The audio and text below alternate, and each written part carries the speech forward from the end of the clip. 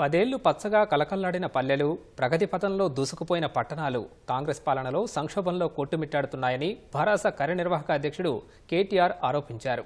దోమల మందుకు నిధులు లేక పంచాయతీల్లో డెంగ్యూ, మలేరియా విజృంభిస్తున్నాయని ఆందోళన వ్యక్తం చేశారు.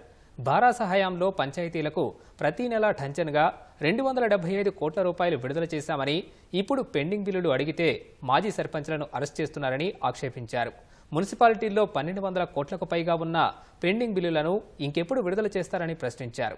పురపాలక శాఖను ఇప్పటికైనా గట్టెక్కించే ధైర్యం ముఖ్యమంత్రికి ఉందా అంటూ కేటీఆర్ నిలదీశారు.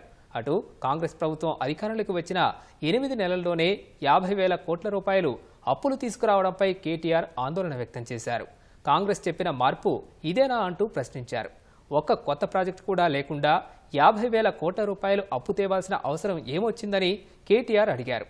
రాష్ట్ర సంపద పెంచిన భారాసపై అప్పులు చేశారంటూ తప్పుడు ప్రచారం చేశారని దుయ్యబట్టారు.